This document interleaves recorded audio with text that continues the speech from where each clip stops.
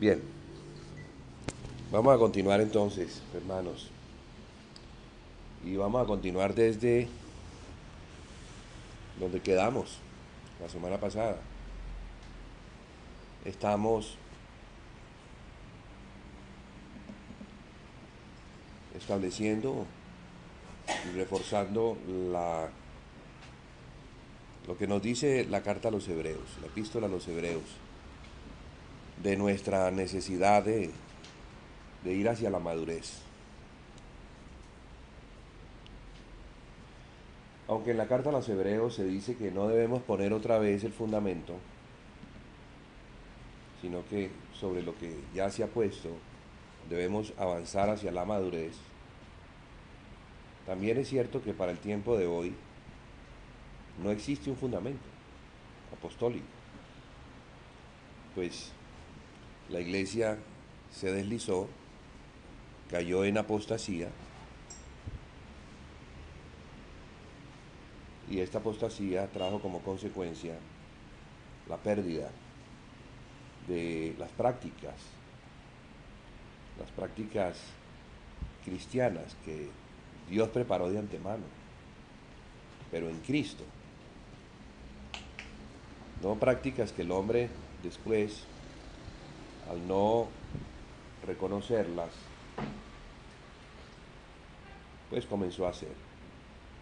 Y por eso vemos en la carta, en el libro de Apocalipsis, vemos al Señor, al hacer un examen de las iglesias, decirles: yo conozco tus obras. ¿Sí? Así comienza: yo conozco tus obras. Entonces las obras están relacionadas con lo que hacemos. Pero en ese examen, eh, hecho a 7 iglesias, la mayoría de las iglesias fueron reprobadas porque las obras que hacían no eran obras justas. Y si preguntáramos, bueno, entonces, ¿cuál es la obra que debemos hacer? En su tiempo fue una pregunta que le hicieron a Jesucristo: ¿cuál es la obra que debemos hacer?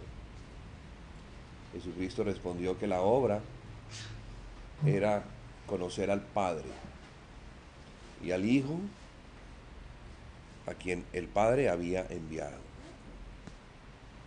Fíjese y verá: conocer al Padre.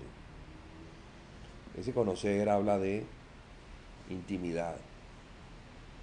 Entonces vemos que la obra que la iglesia debe hacer está relacionada con una intimidad que se debe tener con el Padre y con el Hijo, por medio del Espíritu. Jesús estaba preparando como las bases necesarias para que, llegado el momento, la iglesia, que iba a ser establecida como el templo de Dios, como la casa espiritual, pues entonces en un sacerdocio santo, pues no solamente somos la casa, sino que también somos los sacerdotes de esa casa. Y ambas cosas hay que atender. Hay que atender la casa por medio de una edificación de las piedras vivas, porque ya no es una casa hecha con las manos del hombre, sino que es una casa hecha por Dios mismo, por Jesucristo, que es el único que conoce al Padre. Por eso es que si queremos conocer al Padre, debemos primero conocer al Hijo. Jesús dijo: yo edificaré mi iglesia. Y esto en referencia a la declaración de Pedro, cuando él le pregunta a sus discípulos: ¿qué dicen los hombres acerca de quién soy yo? Entonces les respondieron que los hombres decían que él era un profeta, que él era un siervo de Dios, porque eso sí lo reconocían, por las obras que Jesús hacía. Pero el único que respondió cuando Jesús les dijo, y ustedes, ahora ustedes que me han visto a mí, que han estado cerca de mí, que han tenido intimidad conmigo, para ustedes yo quién soy. Y Pedro dice, tú eres el Cristo, el Hijo del Dios viviente.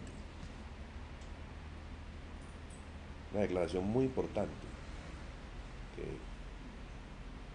que a Jesús le sorprende, porque cómo puede un hombre a quien no se le ha dicho, Jesús no ha dicho quién es él, pero Pedro sí sabe. Y Jesús le dice, bienaventurado eres, Simón, hijo de Jonás, porque eso no te lo reveló sangre ni carne, sino mi Padre que está en los cielos.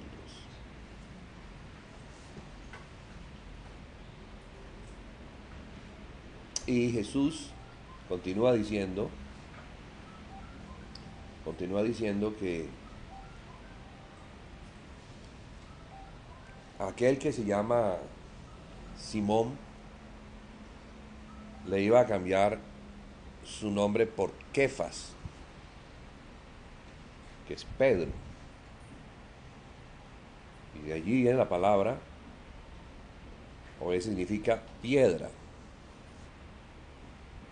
Pero no es la piedra del fundamento. Pues Jesús dice, y sobre esa roca edificaré mi iglesia. Hay un juego de palabras entre piedra y roca o monte. Porque era del monte de donde se extraían las piedras para construir la casa del Señor. Entonces él en este juego de palabras quiso mostrar que nosotros somos piedras vivas. Luego Pedro lo dice en una de las cartas, edificadas sobre el fundamento. Ese fundamento o base es Cristo. Sobre esa roca edificaré mi iglesia. Pero el punto a destacar es que necesitamos revelación. La casa del Señor, como es espiritual, debe sernos revelada por el Espíritu. Así como Jesús debe ser revelado, pues el Padre le mostró a Pedro quién era en realidad Él, y luego Jesús es el que revela. Después de que el Espíritu nos ha revelado, el Padre nos ha revelado quién es Jesús, Jesús es un misterio que debe ser revelado por el Padre. La iglesia también es un misterio que debe ser revelada por Jesús. Porque la iglesia es su cuerpo, su esposa. Así como en la figura del matrimonio, la mujer es el cuerpo y el hombre es la cabeza. Hay una unidad, los dos son uno. Fíjese cómo ve Dios, no como nosotros vemos. Incluso el matrimonio nos debe ser revelado también, para que no nos veamos como dos que están separados, sino como uno que están unidos, porque Dios fue el que unió. Y lo que Dios une, el hombre no debe separar. Asimismo, es Cristo.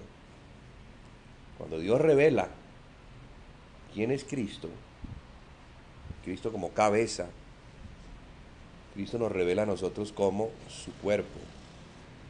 Y no debemos estar separados, ni divididos, como ha ocurrido a lo largo de una larga historia en la cristiandad. ¿Sí? Hay un fundamento que es Cristo. Sobre ese fundamento único se edifica la iglesia. No se edifica sobre ningún hombre, llámele cobertura o el nombre que le quiera dar, sino Cristo, el Hijo de Dios. Entonces es necesario que el Espíritu Santo comience a abrirnos el entendimiento para que podamos ver la obra que vamos a hacer. ¿Eh? ¿Cuál es la obra? Que conozcamos a Dios Padre y al que el Padre ha enviado. Esto es a Jesucristo. Dios Padre, como la casa que vamos a hacer es para el Padre, pero la vamos a hacer es en Cristo. Él es el que nos muestra la casa.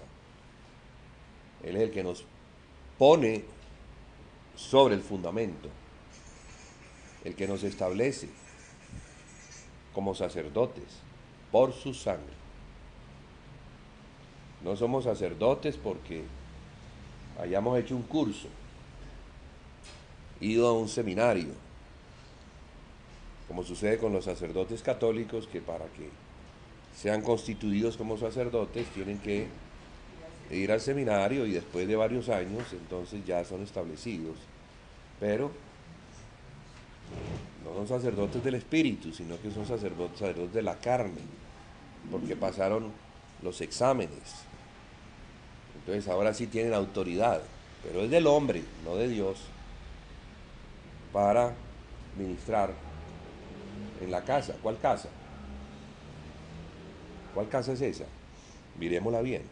¿Qué diferencia tan grande hay entre una iglesia que es muerta, edificada por el hombre, donde están los sacerdotes según el orden del hombre, y lo que debe ser la iglesia según lo que las escrituras nos muestran? Nos muestran algo completamente diferente. Y nos cuesta mucho trabajo, después de que hemos visto esa imagen natural,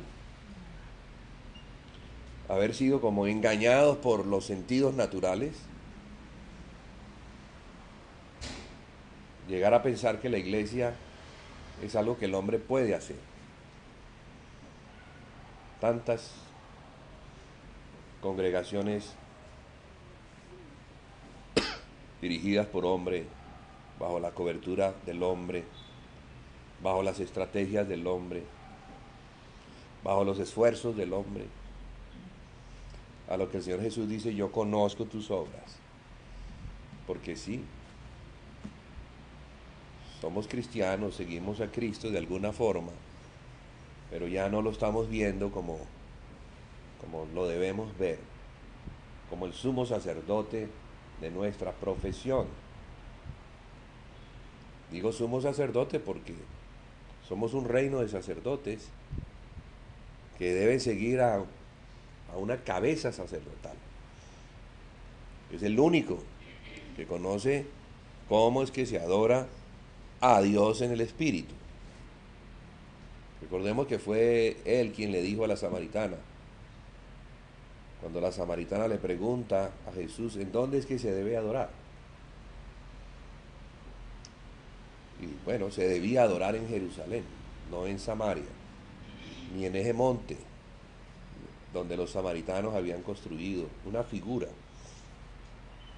para adorar a Dios, porque el subreino de Israel no tenía buenas relaciones con el subreino de Judá, y por eso entonces no iban a Jerusalén,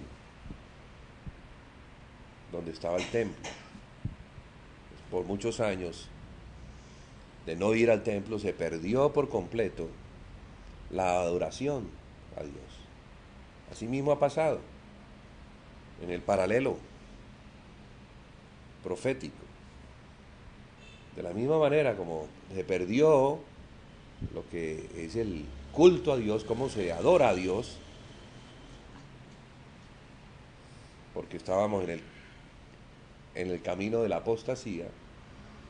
Ahora, cuando nos estamos acercando a esa Jerusalén celestial donde está la verdadera adoración al Padre por medio del Hijo, uy, ¿cómo es esto?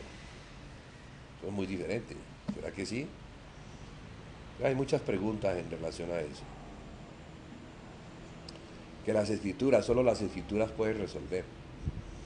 Gracias a Dios tenemos las escrituras. Sin escrituras tendríamos que, no, estaríamos perdidos. Estaríamos hablando de nuestra cuenta. Pero gracias a Dios, el Señor eh, nos dejó un testimonio de sí mismo. Escogió apóstoles, a los cuales les reveló. Y estos apóstoles escribieron la revelación que el Espíritu les daba, de todo lo que tiene que ver con la adoración a Dios. Porque la iglesia está para eso. La iglesia no está para mostrarse hacia afuera. La iglesia es algo muy privado, muy para el invisible, a los ojos naturales, pero visible a nuestros ojos de la fe. Le vemos por la fe, le contemplamos y le adoramos, aunque nuestros ojos naturales no le ven,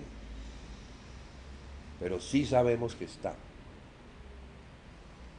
Entonces, si sabemos que está, debemos preguntarnos cómo es que se le adora a Él, porque Él es espíritu. Y la respuesta la da Jesús. Como Él es espíritu, se le debe adorar en espíritu y en verdad. Y ahí entonces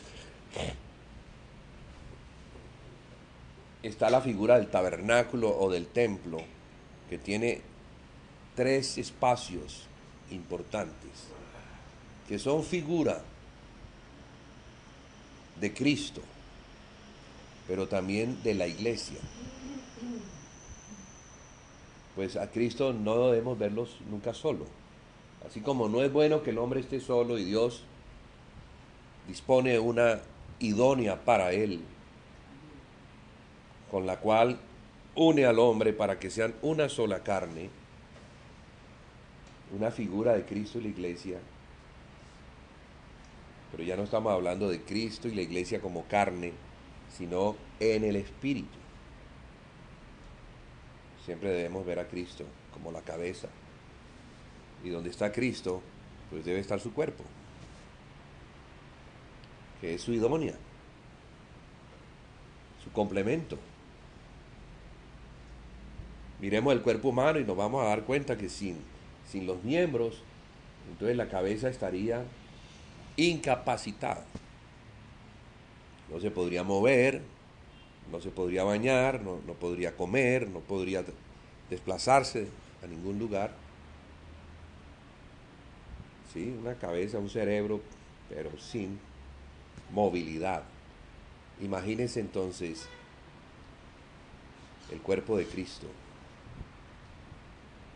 cuando no sabemos lo que somos, cuando nos han engañado por siglos. ¿Quién? El diablo, claro. El diablo es el que engaña al hombre. Y el hombre engañado entonces piensa que está haciendo las cosas bien, aunque las hace y las hace para Dios y en el nombre de Jesús, no las hace según el orden. Por eso hay que regresar a las sendas antiguas, donde tenemos el orden, donde encontramos el fundamento sobre el cual debemos edificar. Entonces por eso hemos estado tanto tiempo en esto. Consideramos que han sido tantos años, tantos siglos, que tenemos como una tara ancestral, la cual tiene que ser tratada por medio de la Escritura para volver a establecernos en Cristo correctamente. Y decíamos la semana pasada, como nos muestra la epístola a los Hebreos, que después de tanto tiempo, ellos no habían madurado. Hablando de los hebreos, a quienes se les había hablado del fundamento. Pero como no recibieron esto en fe, se quedaron paralizados. Pues el cristianismo no es algo meramente intelectual. Y de ahí tenemos que empezar como a sacudirnos de aquellos patrones o esquemas de pensamiento que muestran a la iglesia como algo que construye el hombre en un determinado lugar, a la cual van los fieles. Vamos para la iglesia. ¿Cuántas veces no dijimos eso? ¿Para dónde vas? No, vamos para la iglesia. ¿Sí o no? Vamos para la iglesia. Y la iglesia entonces la vemos es como algo que alguien construyó. Donde hay unos sacerdotes profesionales que hicieron cursos y, bueno, ellos son los que conocen a Dios. A ellos hay que creerles, porque nosotros no sabemos quién es Dios. Nunca hemos cogido la Biblia, nunca la hemos leído. O sea, en una ignorancia total. Igualitico al subreino de Israel en el tiempo de la apostasía. Ignorancia total. No sabían cómo era la adoración, imagínense. Cuando Dios había establecido que la adoración solamente se debía realizar en un lugar, en Jerusalén, en el templo. Y los sacerdotes entendían eso y debían hacer la adoración allí.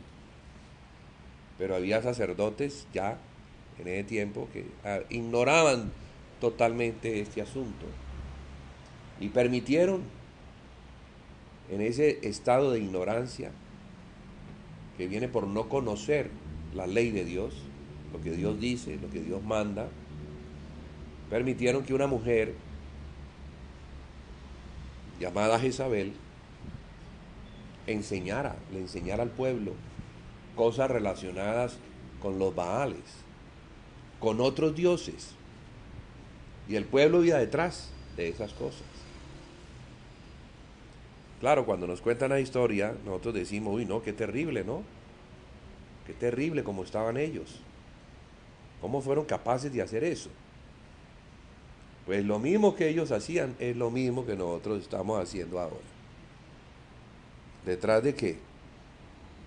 Detrás de la idolatría. Cosas que no tienen nada que ver con la correcta adoración a Dios. Por ignorancia. ¿Cómo vamos a poder edificar una casa? Intentar hacer cosas para Dios cuando ignoramos lo que es fundamental, cuando ignoramos que a Dios no se le adora en la carne, sino en el espíritu. Por eso comienza diciendo arrepentimiento de obras muertas. Ahí arranca todo. Arrepentíos y convertíos. Era el mensaje de Jesucristo y de los apóstoles y de Juan el Bautista. Arrepentíos. ¿Por qué debemos arrepentirnos? Porque ha llegado el tiempo de recibir a Dios o al mensajero de Dios, Jesucristo. Entonces, para que ese mensajero, ese ángel que es mensajero, enviado por el Padre para enseñarnos cómo es que es la adoración al Padre, debemos conocer a Jesucristo. Como el Padre le reveló a Pedro, tú eres el Cristo, el Hijo del Dios viviente. Y Efesios dice, hasta que lleguemos a la unidad de la fe y del conocimiento del Hijo de Dios, a la estatura del varón perfecto, a la plenitud de Cristo. O sea, ¿cuánto nos hace falta para llegar allí? ¿Cuánta responsabilidad el Señor nos muestra que tenemos en esa edificación del cuerpo de Cristo? Porque allí se nos está mostrando, ¿sí?, el mandato, lo que debemos hacer, edificar el cuerpo de Cristo, hasta que lleguemos a la unidad de la fe y del conocimiento del Hijo de Dios. ¿Cómo vamos a llegar a eso? A esa unidad de fe, estando divididos. Unos pensando que debe ser así, otros pensando que debe ser así. Entonces, la obra de Satanás, claro que también está. La obra de Satanás ha sido llevar a la iglesia por el camino torcido, por el camino de la ignorancia, camino donde el pueblo perece porque le falta el conocimiento, porque los sacerdotes que somos nosotros ahora no conocemos a aquel a quien adoramos, no le conocemos, pues no le buscamos debidamente, no inquirimos, no vamos a las Escrituras, no nos preparamos para servir a un Dios santo por medio de su Hijo Santo, Jesucristo. Entonces, esa es como la carga que tenía el Espíritu, que permitió escribir a los hebreos ese asunto, porque ellos estaban deslizando, ellos estaban abandonando la fe que es en Jesucristo, para poner su confianza en las obras de la carne. Las obras de la carne no requieren de fe. Son disciplinas que se aprenden y entonces se hacen, se repiten, se memorizan y se pueden perpetuar. Pero Dios ya no quiere eso. Dios mostró de muchas maneras que ya no quiere eso. No, Él es espíritu. Él quiere que lo que hagamos, lo hagamos en su Hijo, que es el único que verdaderamente nos puede llevar al Padre. Nadie más nos puede llevar al Padre. Jesús. Y ahí en el libro, capítulo 12, dice, puesto los ojos en Jesús, el autor y consumador de nuestra fe. Si no ponemos los ojos en Jesús, ¿pero qué significa? Porque es que algunos dicen, no, yo tengo fe, yo creo en Jesús. Tengo una fe en Jesús, pero ¿en cuál Jesús? Tantos Jesús que hay. ¿El Hijo de Dios? ¿Conoce las Escrituras? Hoy estuvimos conversando con un par de mujeres con una fe tremenda, según ellas, pero con una ignorancia también tremenda de las Escrituras. Entonces, ¿cómo podemos tener fe? Ignorando lo que Dios dice en su palabra. Entonces, ¿cuál fe? ¿Cuál Dios? ¿Cuál Jesús? No, nuestra fe tiene que estar puesta en lo que Dios dice en su palabra, confirmado por su Hijo, en un régimen nuevo, el del Espíritu. Porque el Nuevo Testamento no desautorizó el Antiguo Testamento, no lo desautorizó para nada, sino que lo dio a conocer de la manera espiritual. Lo que se hacía en el Antiguo Testamento, aquellas cosas que se hacían como la casa, como el sacerdocio, como los animales que se sacrificaban, son sombra de la realidad espiritual que es Cristo. Son tipos. No podemos regresar a eso, como los hebreos estaban regresando, abandonando la fe en Jesucristo. Porque el Nuevo Testamento nos va a explicar cómo es que ahora son las prácticas, según el régimen del Espíritu. Entonces, para que el régimen del Espíritu se pueda dar, tenemos que arrepentirnos de las obras muertas. Las obras muertas son aquellas obras que hacemos en la carne y no en Cristo. Ah, sí, las hacemos para Dios, con mucho vigor, con mucha entereza, con mucho deseo. Pero el Espíritu nunca las mandó, nunca las ordenó, porque no eran las obras que Cristo nos quería mostrar para Dios. O sea, ¿cómo es que es la obra?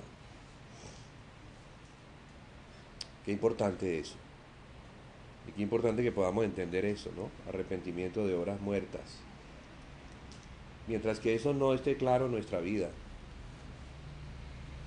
va a ser muy difícil arrancar, a caminar hacia ese destino glorioso que es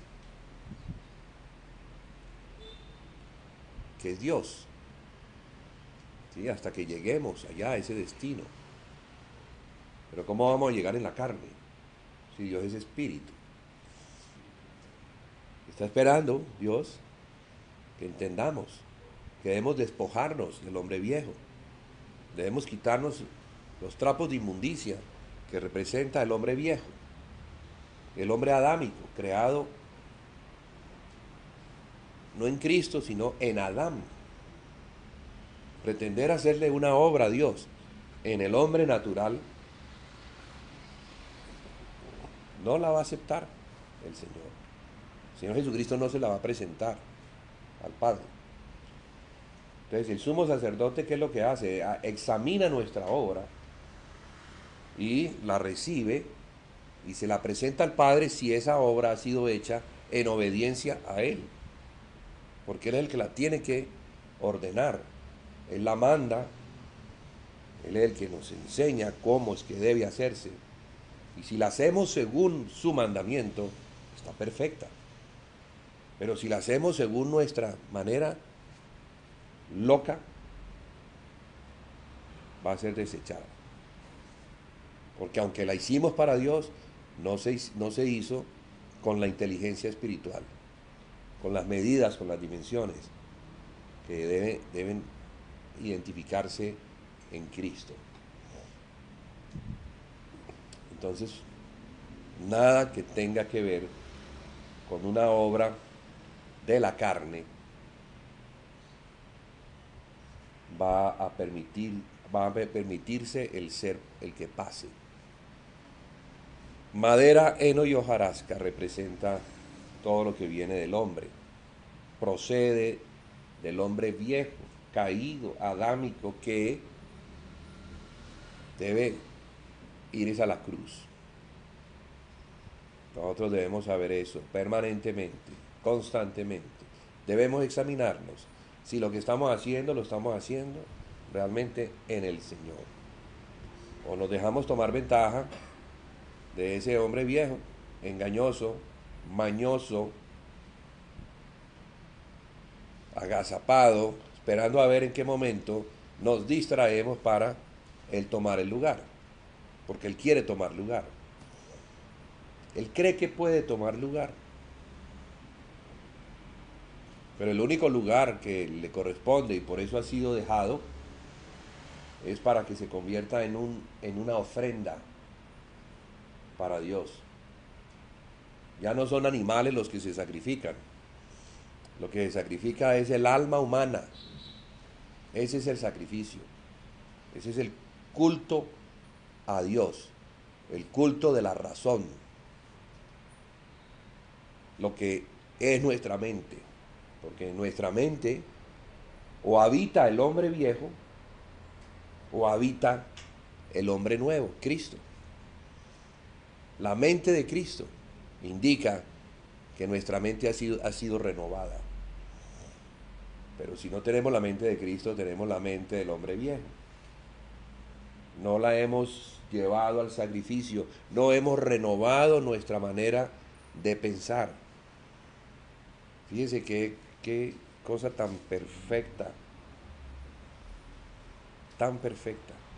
lo que es el arrepentimiento, lo que es la conversión, lo que es el proceso de llegar a hacer las cosas perfectas para Dios. A la iglesia de Sardis el Señor le dice: no he hallado tus obras perfectas para Dios. ¿Por qué? Porque seguramente las obras que estaba haciendo, las estaba haciendo en la carne, no las estaba haciendo en la mente renovada, en un genuino arrepentimiento. Sardis representa en las 7 iglesias a la iglesia protestante. Y la iglesia protestante, pues, ¿en cuántas denominaciones no se ha dividido?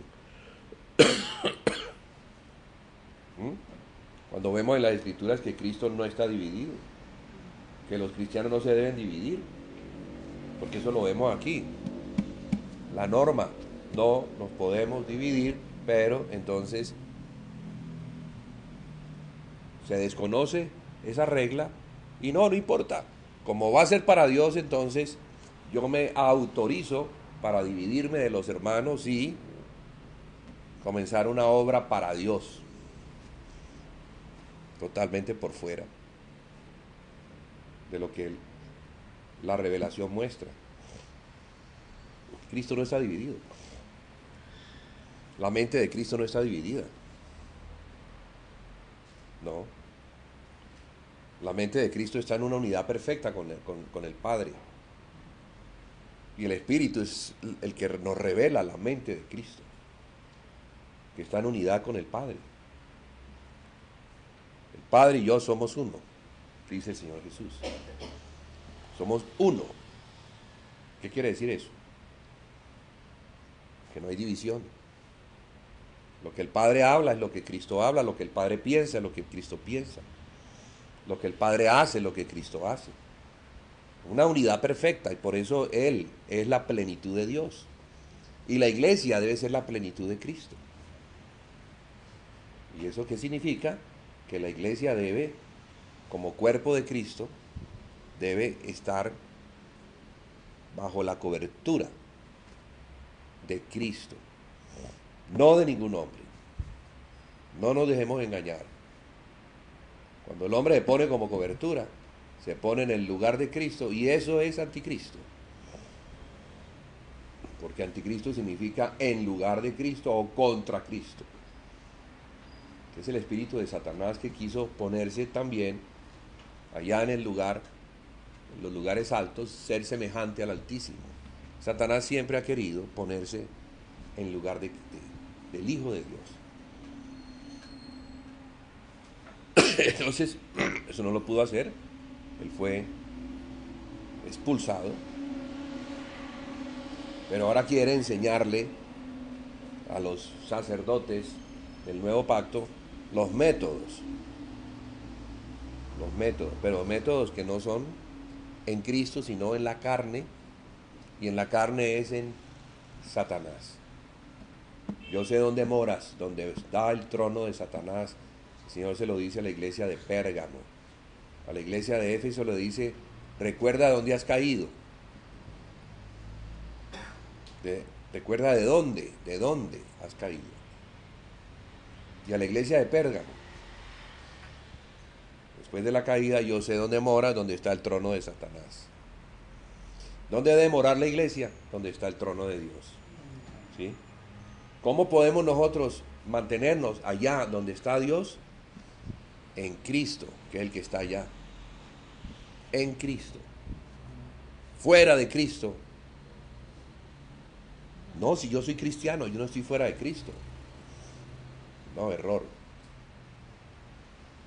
Nos ponemos fuera de Cristo cuando no estamos en obediencia a Cristo. Aquel día algunos dirán: Señor, Señor, en tu nombre hicimos y menciona el Señor Jesucristo los milagros. En tu nombre echamos demonios, en tu nombre profetizamos, en tu nombre hicimos milagros. En tu nombre. Fíjense que hicieron cosas en el nombre de Jesús. Pero Jesús, ¿qué les dice? Nunca os conocí. Apartaos de mí, hacedores de maldad. No hicieron esas obras en Él. No fueron mandadas por Él. Ah, no, es que eso no debe ser cristianos. ¿Cómo que no? ¿No es que están haciendo lo que hicieron en el nombre del Señor? ¿Cómo alguien puede llamar Señor si no es por el Espíritu? No, tiene que ser un cristiano. Pero un cristiano que va a ser apartado ese día. Porque no hizo las cosas en Cristo. Entonces Jesús nos muestra de muchas maneras en su amor que Él no quiere que nos perdamos. Él sabe que nos podemos perder. Él sabe que podemos ser engañados. Él sabe que Satanás está ahí al acecho como león rugiente, mirando a quién devorar. Él sabe que el enemigo de la iglesia es Satanás, que la lucha no es contra sangre y carne, sino que es contra principados y potestades, contra gobernadores de las tinieblas, huestes espirituales en las regiones celestes. Eso está al final de la carta a los Efesios, la carta que nos revela la iglesia. Y al final entonces vemos el enemigo de la iglesia.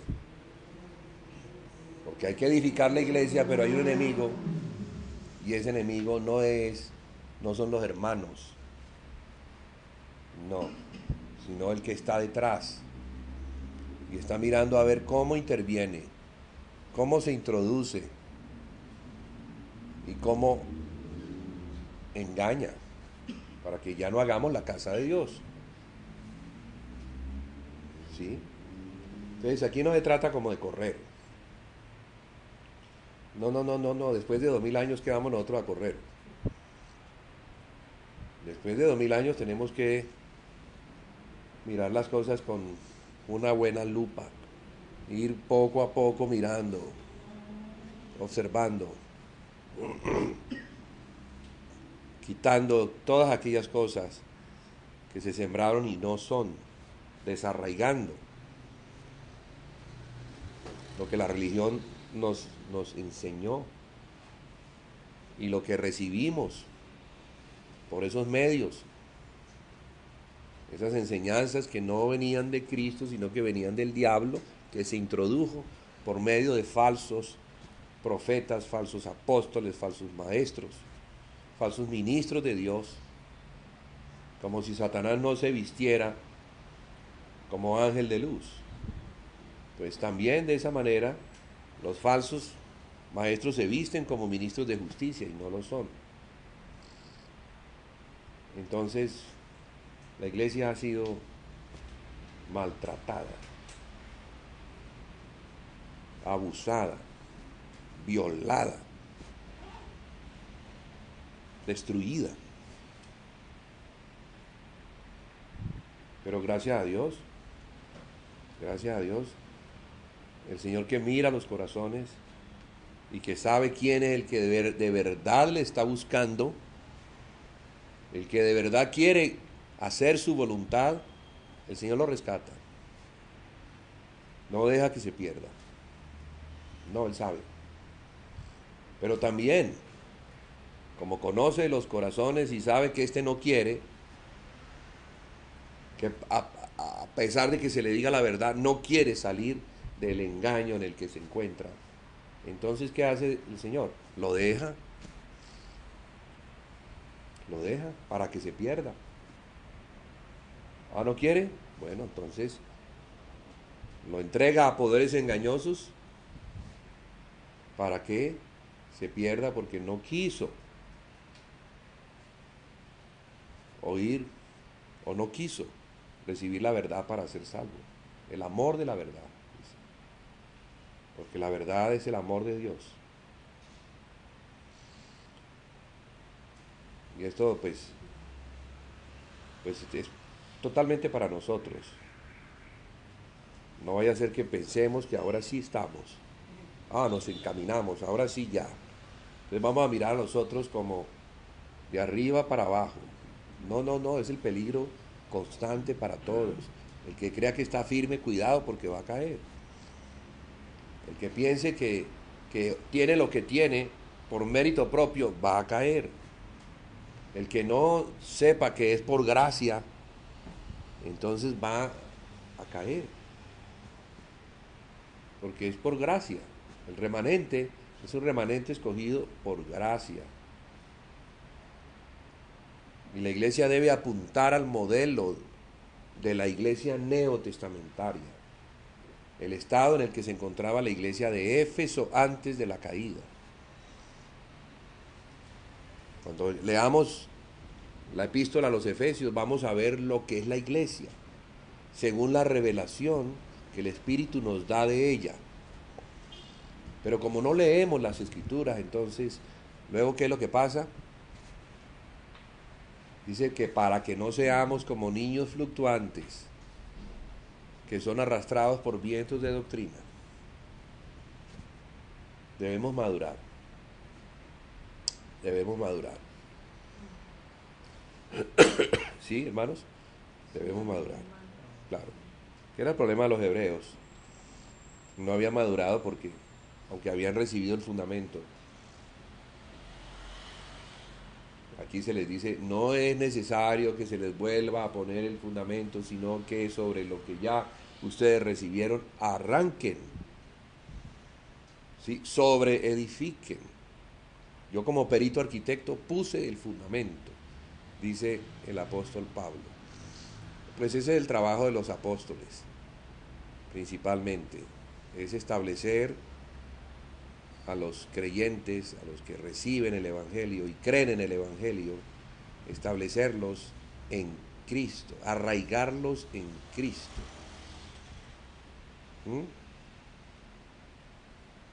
Y es todo un trabajo, porque son muchas las cosas que es necesario conocer en lo fundamental, para que no comencemos a hacer una obra a la carrera, porque es que eso nos gusta, ¿no? A hacer cosas. Somos hiperactivos. Pero ¿cómo vamos a hacer algo si no sabemos qué es lo que hay que hacer? ¿Cómo hay que hacerlo? ¿De qué manera hay que hacerlo? No. El Señor pasó 3 años y medio con sus discípulos. 3 años y medio. El Señor, el Maestro. Y claro, todos esos años fueron aprovechados por ellos para absorber todo lo que el Señor quería enseñarles. Y luego sí, después de que los establece en la enseñanza del Hijo de Dios, que vino fue a eso. ¿A qué vino?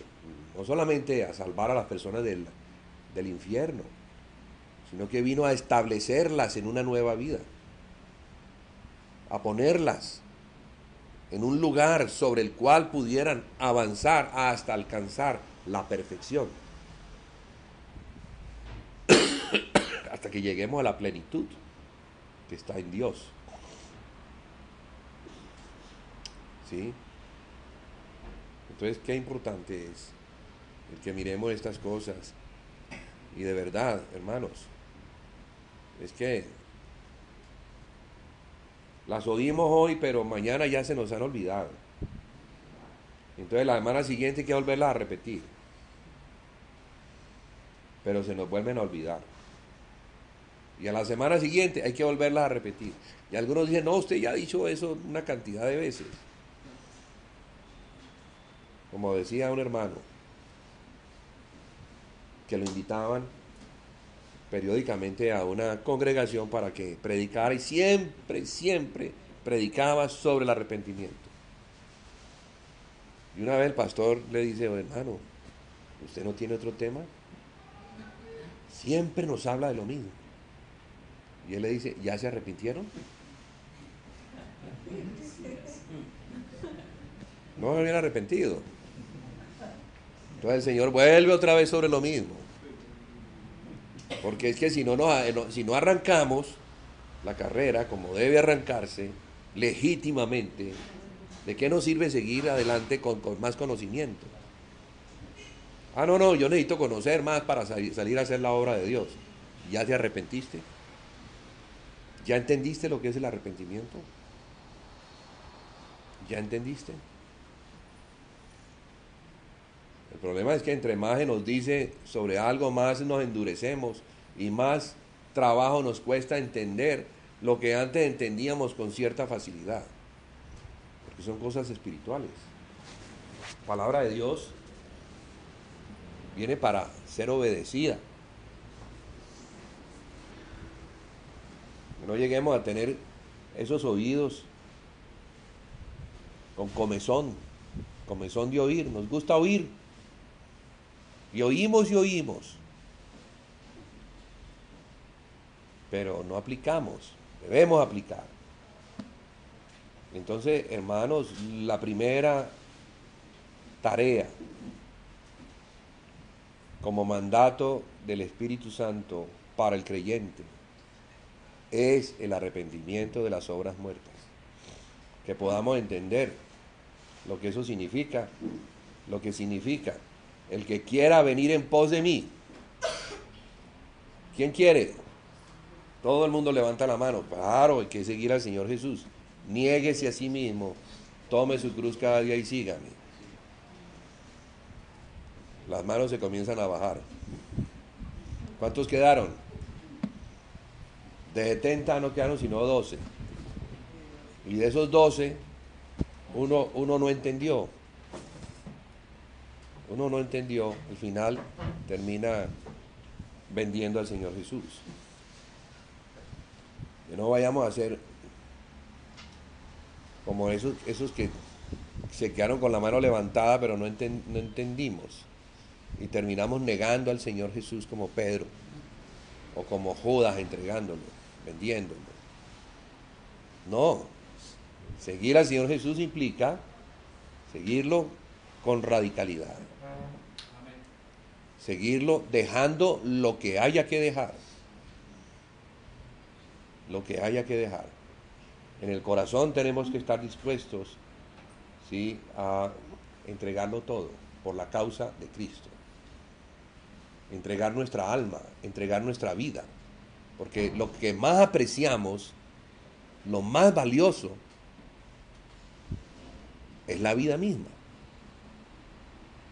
Podríamos dejar de comer, de tener cosas, pero la vida no la queremos entregar. La vida es preciosísima para nosotros. Pues eso es lo que el Señor está pidiendo. La vida misma. Porque el que entrega su vida, entrega todo. Todo lo que está dentro del corazón, lo está entregando. Se lo está entregando al Señor. Señor, mi corazón es tuyo. ¿Estás seguro? ¿Estás seguro de lo que estás diciendo? Si me dices que tu corazón es mío, eso significa que yo ahora soy tu Señor. Ya has perdido tu libertad para andar por allí como te da la gana.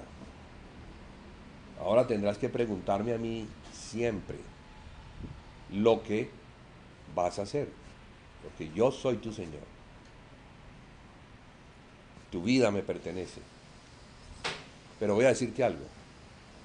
Si tú me entregas tu vida, tú vas a ganar tu vida. Pero si no me la entregas, tú la vas a perder. Eso fue lo que el Señor les dijo. El que no se niegue a sí mismo, el que quiera ganar su vida, ese la va a perder. Y de esos 12 discípulos que oyeron esto, cuando el Señor Jesucristo fue cogido, todos desaparecieron, como que no entendieron, porque el Señor les dijo eso sabiendo lo que iba a venir, que lo iban a coger a Él, y Él se iba a entregar. Entonces Él estaba esperando que sus discípulos, de la misma manera, le siguieran a Él, entregándose a la misma suerte. ¿Cuántos quedaron con Él? nadie. Pero uno se quedó meditando en esas palabras y cambió de opinión y se fue a seguir al Señor Jesús esperando que lo cogieran. Y se arrimaba esperando que también lo vieran y lo cogieran. Nadie lo vio. Nadie lo reconoció. Y estuvo acompañando al Señor Jesús hasta el momento en que murió. Y se cumplió la palabra. El que quiera entregar su vida por mi causa, ese la va a ganar. Juan, no lo cogieron, ganó su vida y fue el único de los apóstoles que murió de muerte natural. Todos los demás apóstoles murieron en martirio, perdieron sus vidas, porque ese día apreciaron más su vida que la causa del Señor. Mire qué tremendo, ¿no? Donde esos hubiesen decidido seguir al Señor, no los hubieran reconocido.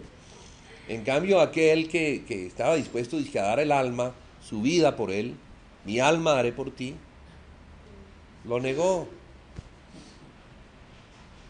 A ese sí lo reconocieron, aunque se escondía. Porque se escondía, pero, hey, yo sé quién eres, yo te he visto con él. No, yo no soy. Sí, tú eres, yo te he visto con él. 3 veces negó al Señor. Hasta decir, yo no conozco a ese maldito. Dios mío, qué tremendo eso, ¿no? O sea, qué tan importante es este mensaje del Evangelio. Abrazar la cruz. Como dice el cántico, quiero abrazar la cruz y seguir en pos de ti. Seguir en pos de ti. Gusta mucho entre los hermanos. Lo cantamos con mucho gozo porque es bonito. Pero nos pasa como a Pedro.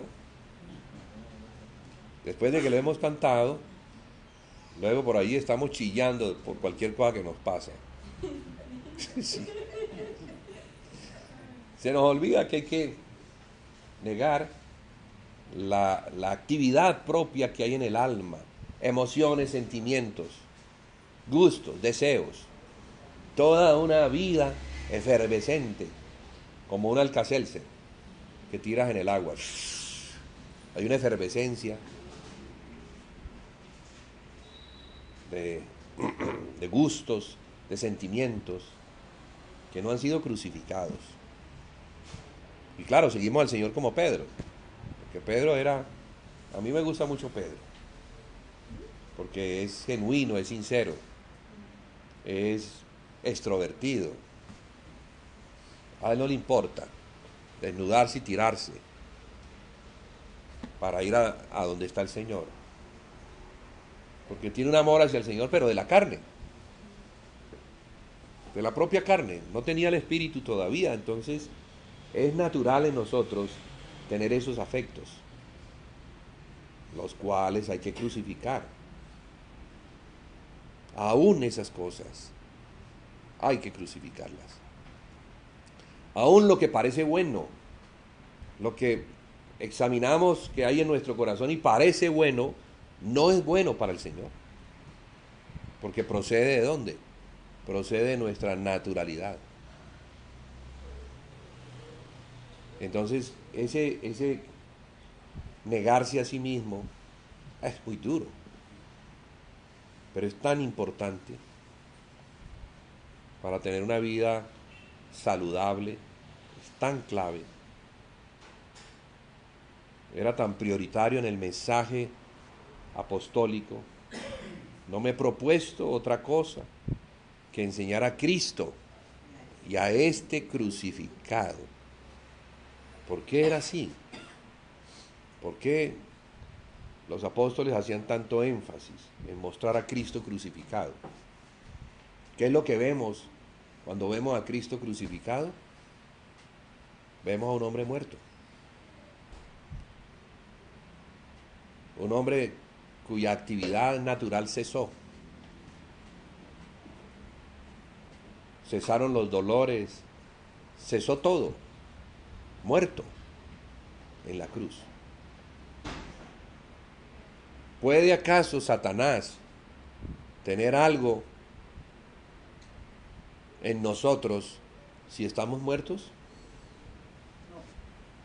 Nada. ¿Cómo se derrota a Satanás? ¿Cuál es la manera de derrotar a Satanás? Jesús lo enseñó en la cruz. Porque Él es el enemigo, Él está al acecho. Algún día nos va a hacer tropezar. Y si no tenemos una vida en el camino del Calvario, entonces no va a ser una vida victoriosa. La vida victoriosa, la vida que agrada a Dios, la vida del cristiano vencedor, es la del cristiano que se encuentra escondido en Cristo, muerto en Cristo, para que Cristo viva en nosotros. Con Cristo estoy juntamente crucificado y ya no vivo yo ya no vivo más. Mas Cristo vive en mí. Fíjense, para que Cristo viva en mí, para que yo pueda hacer la obra de Dios, Cristo tiene que vivir en mí, porque la obra de Dios la hace Cristo en mí. No se puede hacer fuera de Cristo. Es Cristo en mí el que hace la obra y me lleva de la mano. Y yo veo a Él hacer la obra y hago lo que veo hacer, siendo uno con Él. Como Jesús decía, el Padre y yo somos uno, lo que Él dice es lo que yo digo, lo que yo veo hacer es lo que yo hago. Que el Señor vivió negándose a sí mismo, negándose a sí mismo. ¿No ve que tomó naturaleza humana y fue tentado en todo? Y como humano vivió, pero en una total dependencia, en una total sujeción, esperando oír lo que Dios le iba a decir, hacer lo que veía primero al Padre hacer. Esa es la vida en Cristo. Lo demás es sudor. Muchas cosas se pueden hacer para Dios, pero en la naturalidad, ¿de qué sirve? Lo hizo Adán, el pecador, el que le va a presentar una obra a Dios, untada ¿de qué? Untada de pecado, oliendo a pecado, revestida de trapos inmundos, que cosa que no vemos pero que nos parece bien. Pero, ¿qué dice Jesús? No, yo no puedo presentarle eso al Padre. No, eso procede de ti. Debe ser en mí. Entonces ese primer caminar hacia el destino, hacia el propósito, tiene que hacerse en Él. Y que seamos muy conscientes permanentemente de estar examinando si lo que estamos haciendo verdaderamente lo estamos haciendo en Cristo. ¿Vamos a hacer algo para el Señor? Bueno, lo primero que hay que hacer es mirar si se ajusta a las Escrituras. Mirar si se ajusta. Si se ajusta a las Escrituras, entonces tenemos que pedir consejo. ¿Cómo pedimos consejo? Hablando con el que nos da el consejo, con el Espíritu Santo, que vino como el consolador, como el paracleto, como el que nos va a ayudar, como el que nos va a mostrar. Y Él es el que nos va a mostrar. O sea, debemos reconocer que ya no vivimos más, sino que Cristo vive en mí. Y lo que ahora vivo en la carne, porque seguimos en esta carne, ya no es la carne adámica, sino esta carne, lo debemos vivir en la fe de aquel que nos amó y se entregó a sí mismo por nosotros. Él se negó en todo. Él no vino a hacer lo suyo, Él vino a hacer la voluntad de su Padre. Él no vino a ser levantado como un rey. No, se negó a eso. Lo querían ungir como rey y no dejó. ¿Por qué? Porque él no vino a eso, él vino a morir. Hermano, ¿vino a qué? A morir por nosotros. ¿Será que nosotros tenemos esa misma actitud? ¿Será que nosotros estamos dispuestos también a morir para que Cristo viva en mí y para que Cristo viviendo en mí se pueda hacer la obra de Dios? Porque la obra de Dios, ¿cuál es? La casa de Dios, la iglesia de Jesucristo. Para que podamos hacer la iglesia de Jesucristo y se haga de acuerdo al diseño, lo primero es la cruz. Ah, sí, hermano. Si no pasamos por la cruz, no. Vamos a hacer una cosa muy del agrado del hombre, pero del desagrado de Dios. Entonces tenemos que arrepentirnos de aquellas cosas que hemos hecho fuera del orden de Dios. Sí, porque hemos hecho muchas cosas fuera de ese orden. Pero la luz no viene para condenarnos, hermanos. La condenación es que la luz viene. Y los hombres, amando más las tinieblas, se retiran de la luz porque sus obras son malas. No quieren venir a la luz para que sus obras sean reprendidas. Pero nosotros no somos de esos. Queremos venir a la luz porque sabemos que la luz, en tu luz veremos la luz. Cuando veamos la luz que es en Cristo, veremos lo que hay que ver. Como el lavacro que se encontraba en el atrio. El lavacro era un recipiente de bronce que habla de juicio. El bronce nos habla del juicio de Dios. El juicio de Dios por el pecado. Pero en el interior tenía espejos. Y los sacerdotes se acercaban a ese lavacro y se miraban en ese lavacro a ver cómo estaban presentados. Y se lavaban con el agua. Una figura de Cristo. De Cristo como nuestro juez. De Cristo como el que tiene ojos como llama de fuego y pies como bronce bruñido. Como el que escudriña. Como el que nos observa, nos examina y mira a ver en qué estado estamos. Porque Él es la luz. Entonces necesitamos ver las cosas en la luz de Cristo para que podamos hacer las cosas que Cristo me muestre. El lavacro nos habla de la palabra. El agua nos habla de la palabra.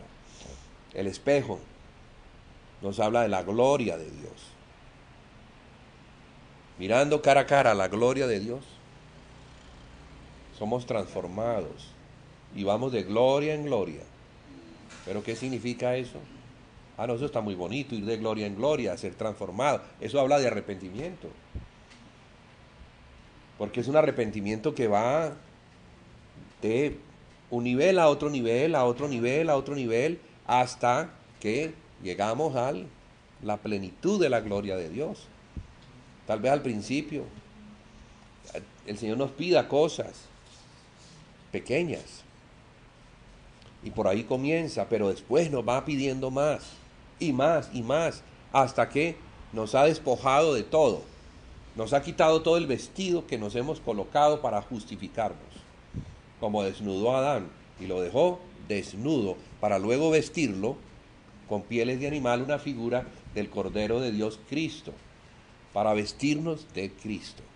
Debemos estar vestidos de Cristo, porque somos sacerdotes para Dios y no podemos presentarnos delante de Dios con los harapos propios de la naturaleza humana, con los vestidos que Adán se puso.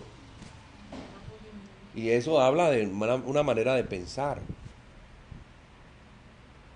Hay muchas figuras son tantas las figuras que a veces nos confundimos de qué será que está hablando aquí. Pero casi todas ellas están hablando de lo mismo, la necesidad de un cambio de mente, la necesidad de una restauración, renovación, más que restauración, una renovación de la mente, hasta que tengamos la mente de Cristo. Porque el hombre natural no entiende las cosas que son del Espíritu, porque para él son locura, mas el espiritual sí las entiende. El espiritual sí. ¿Y cuál es el espiritual? El que ha renovado su mente. Ese es el espiritual. El que puede discernir entre lo malo y lo que es bueno. El que puede juzgar, porque ya discierne, ya sabe qué es lo que está mal y ya lo puede señalar. Pero el natural, el carnal, no debe juzgar porque no va a juzgar bien, y entonces así mismo como juzga, así va a ser juzgado. Así mismo como mide, de la misma manera que mide en ese estado natural, así mismo va a ser medido el día que venga el juicio. Estamos siendo preparados, hermanos, para la venida de nuestro Rey. La iglesia se está preparando, limpiando, renovando su mente, cambiando sus vestidos en vestidos de novia. Gocémonos y alegrémonos porque, ¿qué es lo que dice? ¿Ah? Porque su novia se ha preparado y se le ha concedido que se vista de lino fino, limpio, blanco y resplandeciente, porque el lino fino son las acciones justas de los santos. O sea, tiene ya el vestido justo, ajustado. Ese vestido es Cristo. Es la medida perfecta. Cuando uno va a un sastre, el sastre le hace un vestido a la medida. Si no, va a tener que ponerse vestidos que no son a la medida. Pero el vestido de la novia es a la medida. Y la medida es Cristo. Esa es la medida. Entonces la mente tiene que ser la mente de Cristo. Y por eso dice hasta que lleguemos a la unidad de la fe. Unidad de la fe. Hasta que todos lleguemos a la unidad de la fe. Se está hablando de una mente corporativa. No una mente individual, sino una mente corporativa. La mente de la iglesia. La iglesia se tiene que preparar para que seamos uno en Cristo. Una misma mente, un mismo corazón, un mismo sentir. Un amén a lo que se diga. Amén, sí. ¿Por qué todos dicen amén? Porque están de acuerdo en que lo que se está diciendo es lo que Cristo dice. Amén, ¿qué significa? ¿Sí? Así lo dijo Dios. Y como Dios lo dijo, yo lo ratifico. Y también así sea, o sea, que se cumpla lo que Dios ha dicho. Entonces la mente de Cristo. Qué importante es estarnos como animando los unos a los otros permanentemente en este sentir, en este deseo. Este sentir que también hubo en Cristo, que siendo en forma de Dios, no estimó en ser igual a Dios, sino que se despojó de sí mismo, y tomó la semejanza de siervo. Tomó la semejanza, la humillación de Cristo. El Hijo de Dios se despojó de todo eso. O sea que si el Señor nos pide que nos despojemos, porque el primero ya lo hizo. El primero se despojó. Tomó la semejanza de un humano, pero además de un humano que viene a servir, no viene a que sea servido, viene como un cordero a morir por el hombre. Viene como el esclavo más bajo de la casa, que es el que limpia los pies. O sea que el Señor de muchas formas mostró quién era Él y qué ejemplo estaba dando para nosotros. Porque ese ejemplo solamente lo puede dar una persona que se ha despojado de todo. Una persona que no estima ser superior. No, escoge ser el inferior. Se humilla hasta ese extremo. Eso es cruz. Eso es negarse a sí mismo. Es el Hijo de Dios. No, nosotros somos los hijos de Dios. Como hijos de Dios nos merecemos lo mejor. Tú eres un hijo de Dios. Debes pensar positivo. Declara y vas a tener. Se me hace oír a Satanás enseñando todo eso.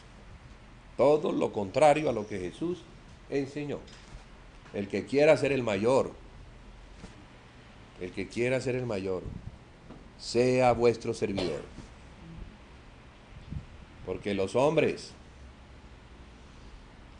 habló de los gobernantes de la tierra. Ellos se enseñorean de los hombres y llegan a llamarlos benefactores. Sí, el que se enseñorea, ese es nuestro benefactor. Muchas veces estuvimos bajo señores que eran nuestros benefactores, a los cuales les tributábamos porque eran nuestros benefactores. Pero ¿qué dice el Señor? No, el que quiera ser el mayor debe ser vuestro servidor. Porque el Señor así lo hizo. El Señor vino a servir, vino a enseñar servicio, vino a mostrar el modelo, vino a mostrar la cruz, vino a mostrar el camino, vino a decir: el que me quiera seguir tiene que ser como yo. Porque si no, no va a poder. Tiene que estar dispuesto a negarse a sí mismo, a tomar la cruz, a humillarse. Es que es difícil para nosotros humillarnos. Qué difícil es eso. Porque la naturaleza adámica no se quiere humillar, la naturaleza adámica quiere sobresalir.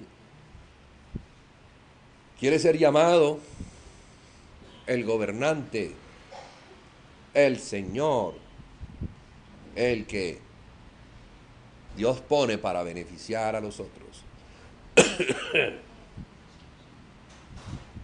Pero el Señor no enseñó eso. Entonces el Evangelio, o los Evangelios, nos muestran la calidad de persona que es Jesús. Y para seguir a Jesús hay que ser como Él. Caminar como Él caminó. Lo mismo, igual. Lo mismo. Que el Espíritu Santo nos ayude y nos muestre. Sí. ¿Cuánto debemos nosotros tomar ese? Porque es una determinación de corazón. El que se humilla, Dios lo exalta. Pero el que no se humilla, sino que se exalta, Dios lo humilla.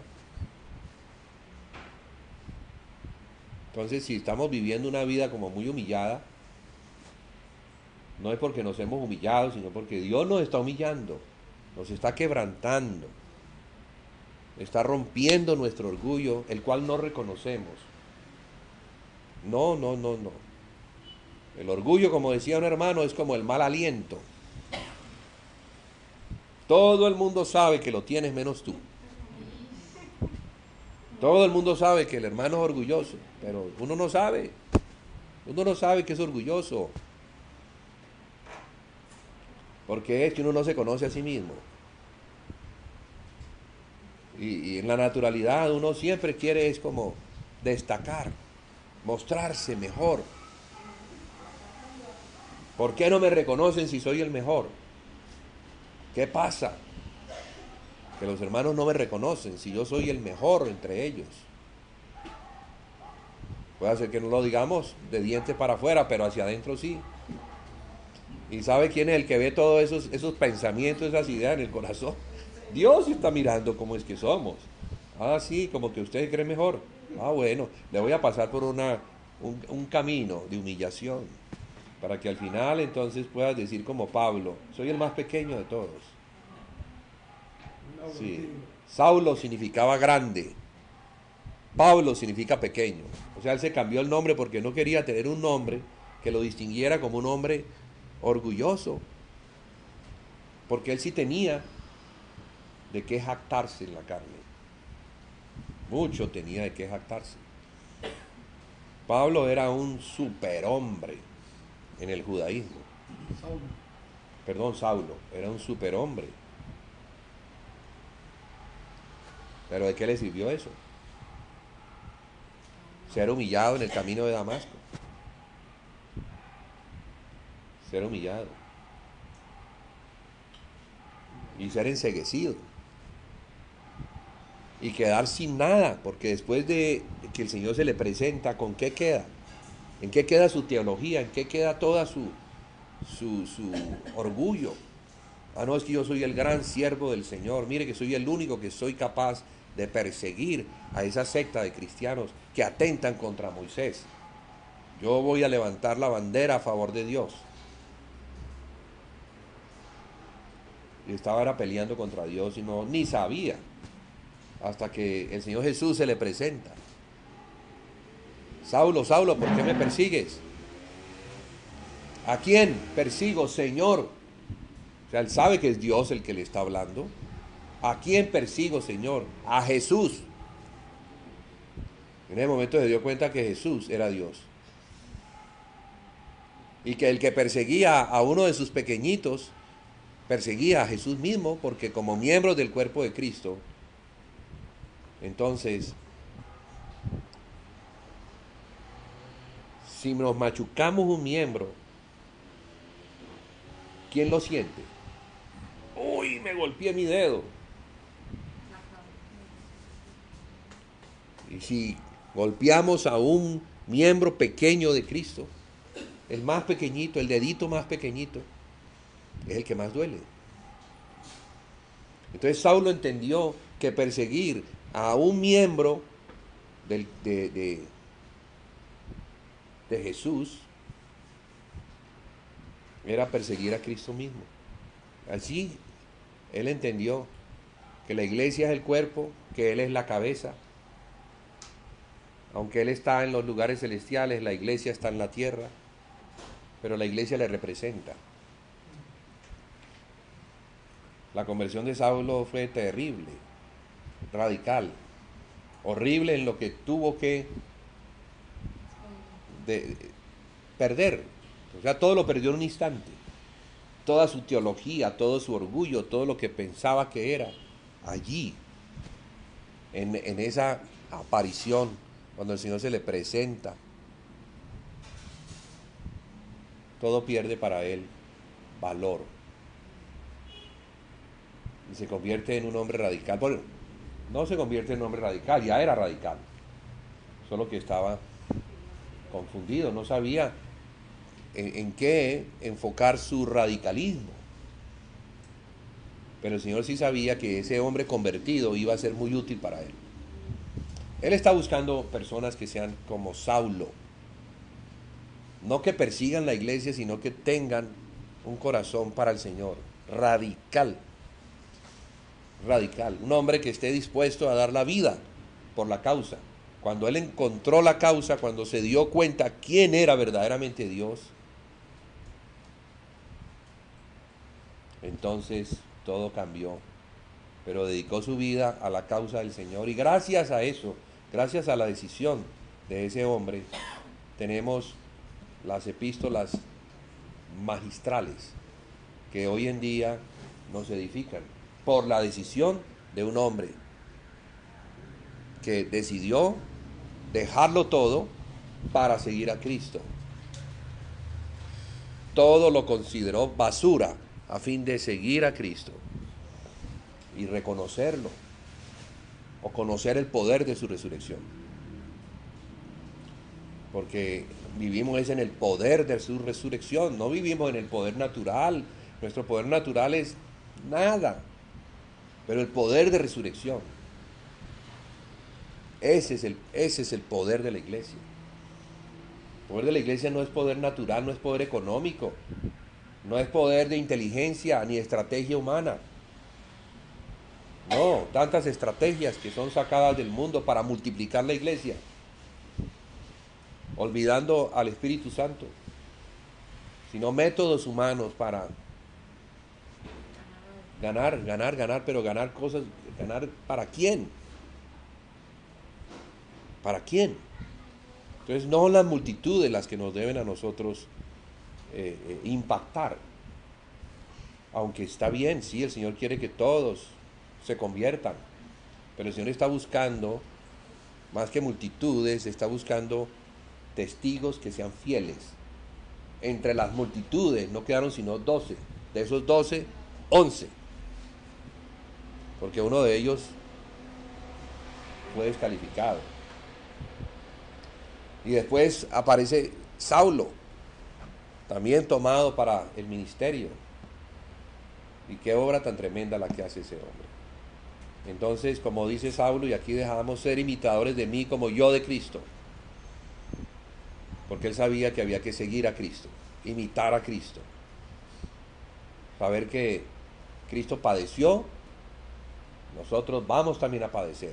Cristo fue rechazado, nosotros también vamos a ser rechazados. La religión no lo aceptó, a nosotros tampoco la religión nos va a aceptar. La cruz es el destino, también para nosotros la cruz es el destino. No es la fama lo que seguimos. Lo que seguimos es la gloria de Dios. Hacer todo para la gloria de Dios. Y si darle gloria a Dios es la cruz, eso es lo que le da gloria a Dios. ¿Tú crees que ese sacrificio de su Hijo a Dios no glorificó a Dios? Ese es el sacrificio realmente válido para Dios, cuando estamos dispuestos a entregar hasta nuestra vida misma. Jesús ya la había entregado en el corazón, ahora iba a entregar la totalidad de su vida, y por causa de esa entrega es que le fue tenida la obra por justicia, fue resucitado en la resurrección de aquel que el Señor levantó de entre los muertos. El Padre toma y nos da su espíritu de resurrección. O sea que el espíritu que tenemos es el espíritu de resurrección de Cristo, en el cual la iglesia se debe edificar. La iglesia no se edifica en ningún otro poder, se edifica en el mayor poder que resucitó a un hombre de entre los muertos y lo sentó en los lugares celestiales y lo puso por cabeza de la iglesia, la cual es su cuerpo, la plenitud de aquel que todo lo llena en todo. ¿Sí? Entonces, apelemos a ese poder. Ese es el poder. En ese poder, hombres que no eran ricos trastornaron el mundo. En ese poder las tinieblas retrocedían cuando ellos entraban en una ciudad. En ese poder.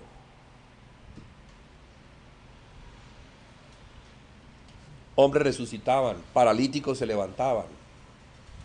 La sombra de Pedro sanaba las personas que ponían sabiendo que él iba a pasar por allí.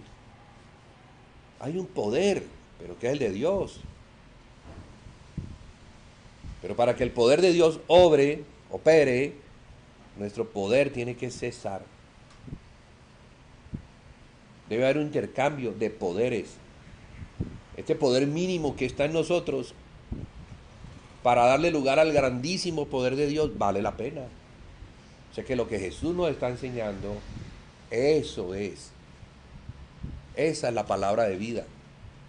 La palabra que edifica, la palabra que trae la gloria de Dios.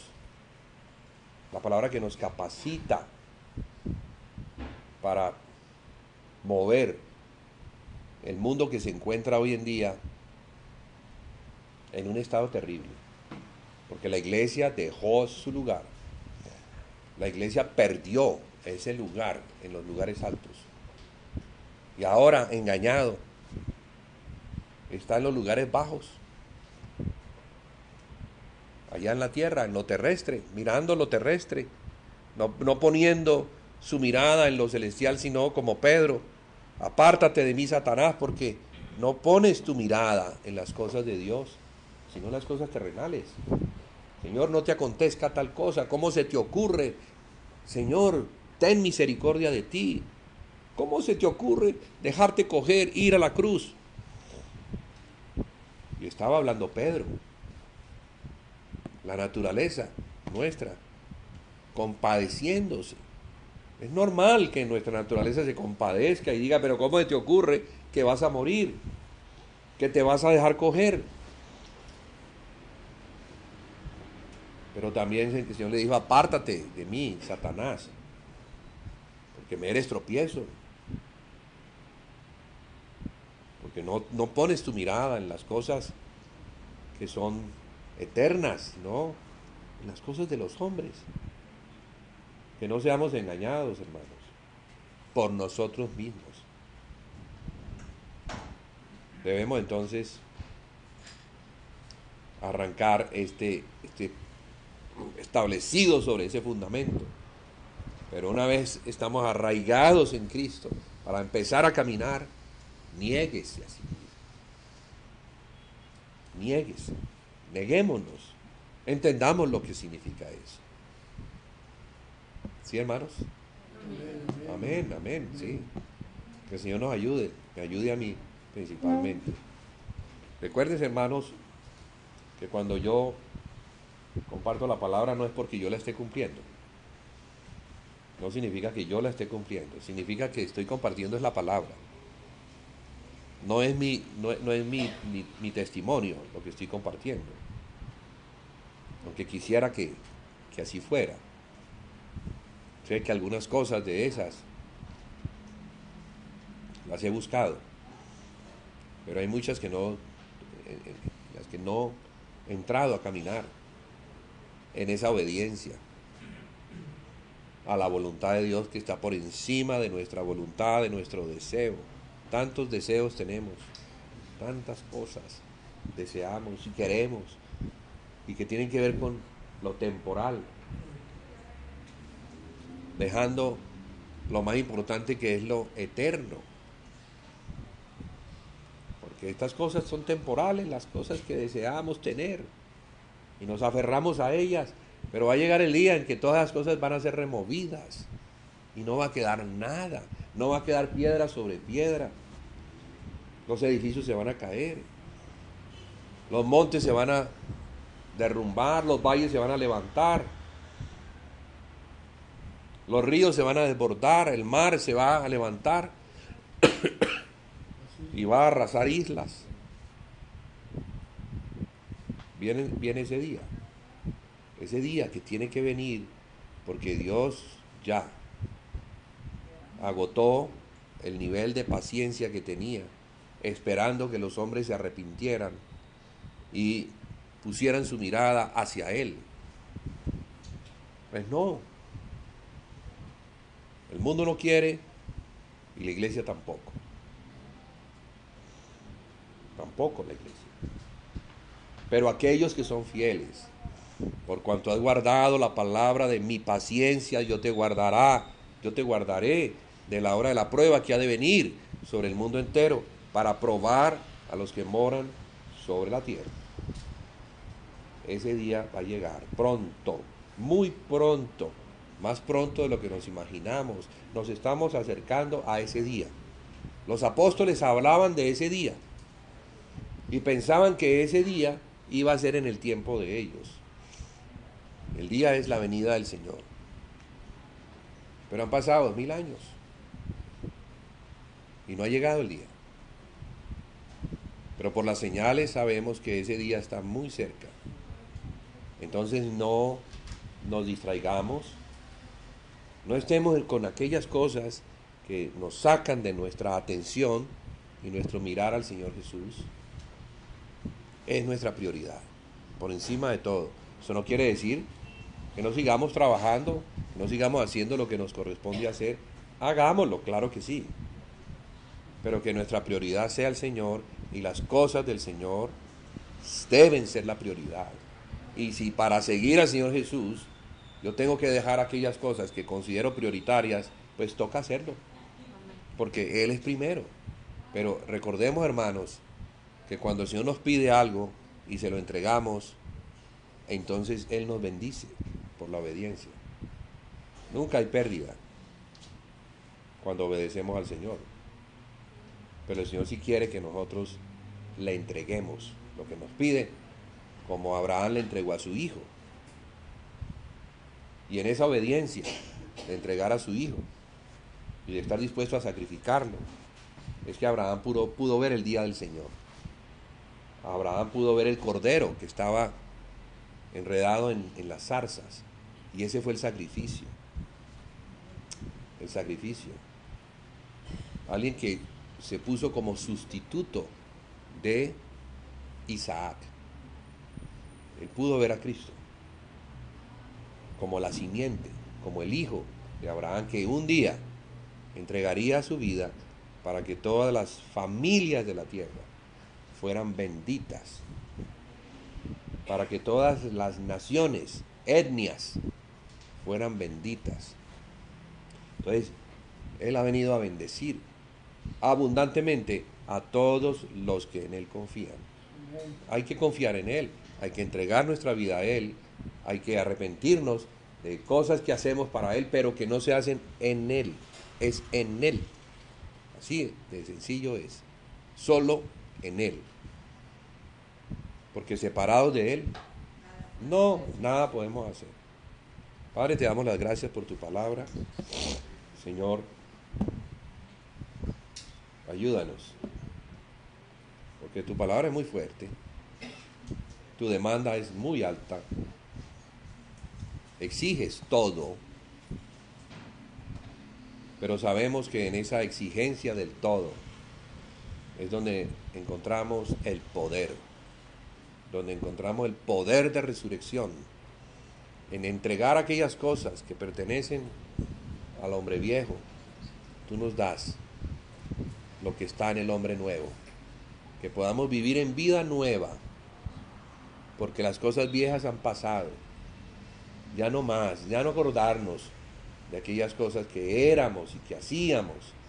Ahora pongamos nuestros ojos en Jesús. Ayúdanos a poner nuestra mirada en tu Hijo, porque Él es el que inicia nuestra fe, el que nos lleva a lo largo de este camino hasta que culmina nuestra fe. Señor, que esto sea para la edificación del cuerpo de Cristo, tu casa, que se levante con vigor espiritual, con poder, con un avivamiento que procede al arrepentimiento. Claro, porque si entregamos esto, a cambio tú nos vas a dar un gozo. Vamos a manifestar un poder que no teníamos, un deseo, un sentir que viene de ti. Y un deseo tan fuerte que vamos a estar dispuestos a seguirte hasta donde tú nos llames a seguirte. Gracias porque el camino que Jesús nos indica es el camino de la gloria. Es el camino que nos lleva a ti, Padre. A ti queremos ir. Pero eres el camino, la verdad y la vida. Así que pongamos firmemente nuestra mirada en el Señor Jesús, en nuestro Salvador, pero también nuestro Señor. Ponemos todo a sus pies. Ayúdanos a entregar aquellas cosas que tú quieres que entreguemos. Circuncidemos nuestro corazón, rasguémoslo. Sí, entreguémoselo a Él enteramente, para que Él pueda entonces tomarlo y vivir en mí.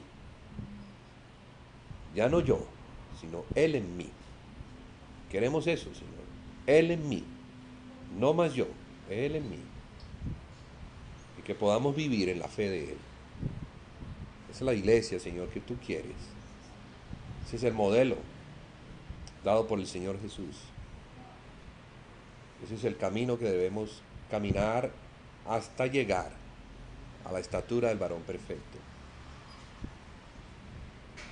Señor, te bendecimos, te agradecemos por tu palabra, Señor, la que nos has dejado como legado, en la cual encontramos todo lo necesario para nuestra riqueza espiritual. En el nombre de Jesús hemos orado y hemos estado aquí, Señor. Amén y amén. Amén. Hermanos, les voy a pedir un favor, una oración cortita.